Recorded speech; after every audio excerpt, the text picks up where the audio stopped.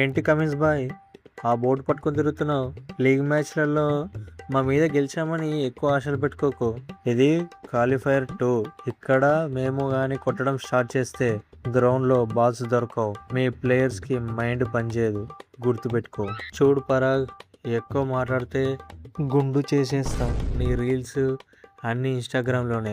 రేపు మా travels head దిగాడంటే ఒకే ఓవర్లో మీ లీగ్ మ్యాచ్లు, నాకౌట్ మ్యాచ్లు ఇవన్నీ కలిపి ఒకేసారి వడ్డీతో సహా బాధేస్తాడు. చూసుకో మరి.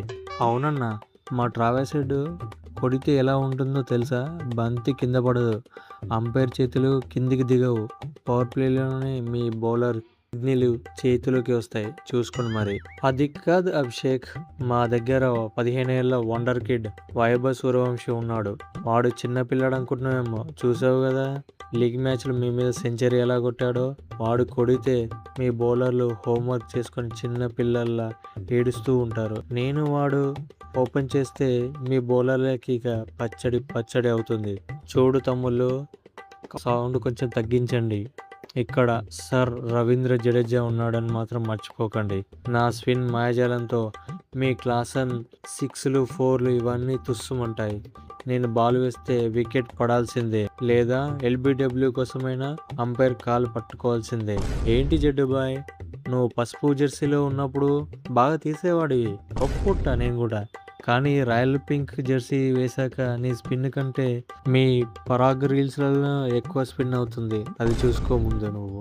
హలో, నా రీల్స్ గురించి ఏమనకండి కమిన్స్ బాయ్. రేపు మ్యాచ్ అయ్యాక మీ ముందే నాగాలాండ్ ఫ్లోర్ డ్యాన్స్ చేయకపోతే నా పేరు పరాగే కాదు.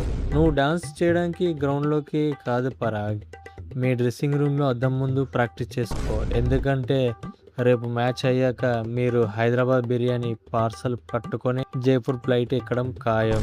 రేపు మ్యాచ్ అయిపోయాక స్టేడియం మొత్తం ఎలా ఉంటుందో తెలుసా? సైలెన్స్. తెలుసుగా, నేను ఒక్కసారి సైలెన్స్ చేస్తానంటే ఎలా ఉంటుందో. సరే చూసుకుందాం, మీ ప్రతాపమో మా ప్రతాపమో. మీరు మమ్మల్ని సైలెంట్ చేస్తారా, మేము సైలెంట్ చేస్తామో చూసుకుందాం. బరాబర్ చూసుకుందాం. ఓకే, చూసుకుందాం.